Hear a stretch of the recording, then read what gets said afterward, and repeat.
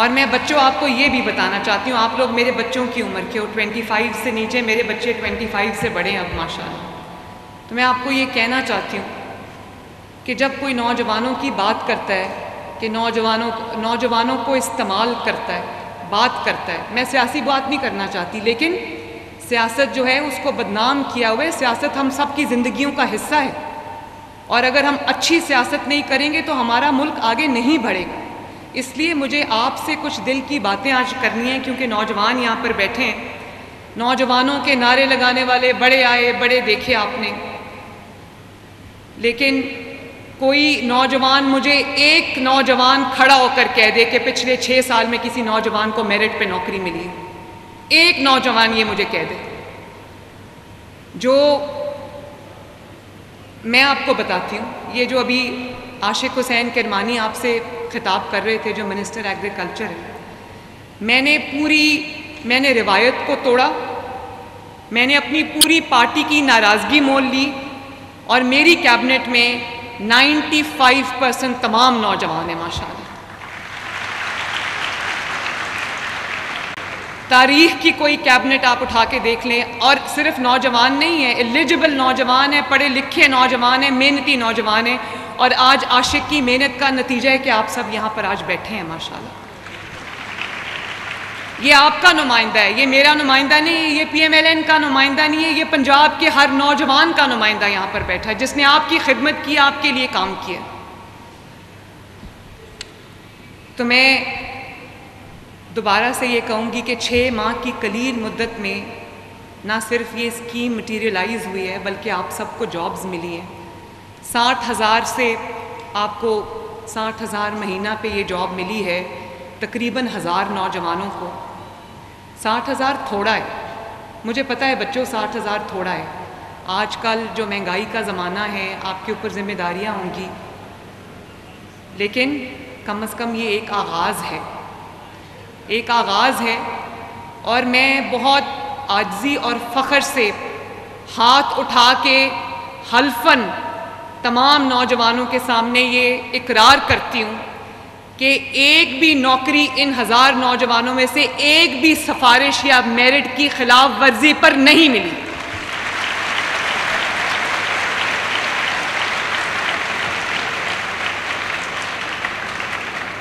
آپ میں سے کوئی نوجوان یہ کھڑا ہو کر کہہ دے، مجھے میرے سامنے کہہ دے کہ یہ میرے ساتھ والا جو بیٹھا ہے یا جو کوئی اور بیٹھا ہے وہ سفارش سے یہاں پر آیا۔ 100% میرٹ فالو ہوا ہے، میرٹ کی لسٹ لگی ہیں، جن کو میں نے پرسنلی ایک لسٹ کو دیکھا ہے، ڈی سی آفس میں لسٹ بنی ہے، انٹرویوز ہوئے ہیں، آپ کی شارٹ لسٹنگ ہوئی ہے، اور تمام پورے پروسیس میں 100% میرٹ فالو ہوا ہے۔ اس کی بھی شاید مثال کبھی نہیں ملتی۔ اور دیکھیں، ہم لوگ سیاسی لوگ ہیں، یہ میری پوری بہت محترم پولیٹیکل قیادت یہاں پہ موجود ہے، مجھے بھی سفارشیں آتی ہیں، میرے بھی جاننے والے ہیں، میرے بھی دوست احباب ہیں، جن کی طرف سے ایک ایکسپیکٹیشن لیول بڑھ جاتا ہے کہ جب ہمارا کوئی اپنا جو ہے وہ کسی کرسی پہ آئے گا تو شاید ہماری جو لوگ ہیں ہم ان کو اکاموڈیٹ کر سکتے ہیں۔ لیکن میں پاکستان کے، خصوصاً اب کیونکہ میری ذمہ داری پنجاب کی ہے، میرا آپ سے یہ وعدہ ہے کہ اگر، مجھے نہیں پتا میں یہاں کتنے سال ہوں، سیاسی جو اپہیول ہے پاکستان میں وہ چلتا رہتا ہے۔ آج صبح کوئی امبیسڈر آئے ہوئے تھے نواز شریف صاحب کے پاس، تو میں کسی ملک کے امبیسڈر تھے، میں بھی ان کے ساتھ بیٹھی تھی، تو انہوں نے کہا کہ یہ جو سیاسی یہ جو انتشار ہے پاکستان کے اندر، اس کے بارے میں آپ کیسے دیکھتے ہیں؟ تو نواز شریف صاحب نے کہا کہ ہم اسی انتشار میں بڑے ہوئے ہیں، یہی انتشار میں ہم نے پولیٹیکلی گرو کیا ہے، اور آج بھی ہمارے لیے کوئی نئی بات نہیں ہے، پاکستان میں یہ سدا سے ہوتا ہے۔ لیکن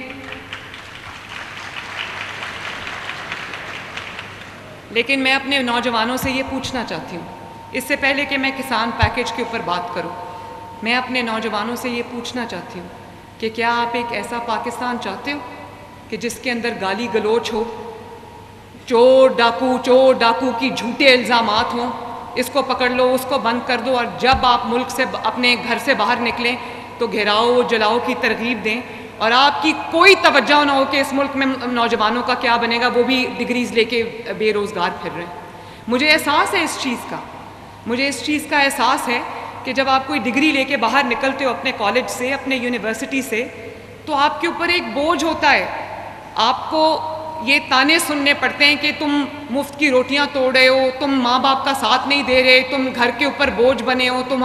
فیملی کے اوپر بوجھ بنے ہو، یہ باتیں سننی پڑتی ہیں۔ لیکن آپ کا قصور اس لیے نہیں ہے کہ ڈگری میں آپ نے محنت کر لی، آپ نے سب کچھ کر لیا، اس کے بعد آپ اپنی ڈگری لے کر دروازے پہ جاتے ہو لیکن آپ کو نوکری نہیں ملتی۔ مجھے احساس ہے آپ کی تکلیف کا، اور میں یہ پھر سے کہتی ہوں کہ 60,000 روپیہ مہینہ تھوڑا ہے، لیکن کم از کم آغاز ہے، اس کو آگے لے کے جائیں گے انشاءاللہ تعالی۔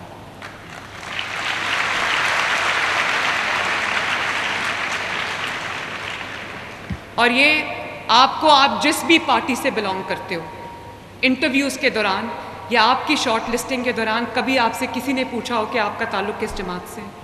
اگر مسلم لیگ نون سے ہے تو نوکری ملے گی، مسلم لیگ نون سے ہے تو نوکری نہیں ملے گی۔ ہاتھ اٹھا کے بتاؤ کسی سے کسی نے یہ پوچھا، سوال پوچھا؟ مجھے ہمارے ایک ایم پی ہیں،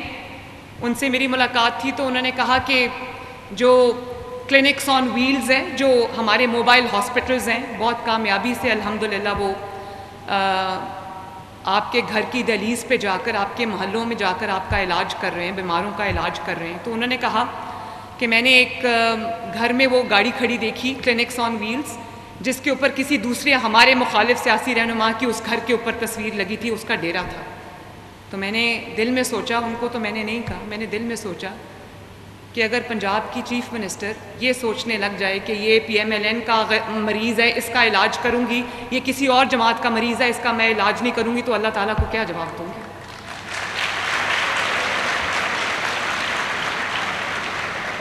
آپ کو جس کا نعرہ لگانا ہے لگائیں، لیکن ایک بار ضرور سوچ لیں کہ کیا یہ چیز آپ کو، آپ کے ملک کو، آپ کے مستقبل کو، آپ کے فیوچر کو، پاکستان کی فیوچر جنریشنز کو کہاں لے کر جا رہی ہے؟ میں بھی آج بڑکے لگانے والوں میں سے ہوں، تو میں کہوں میں فلاں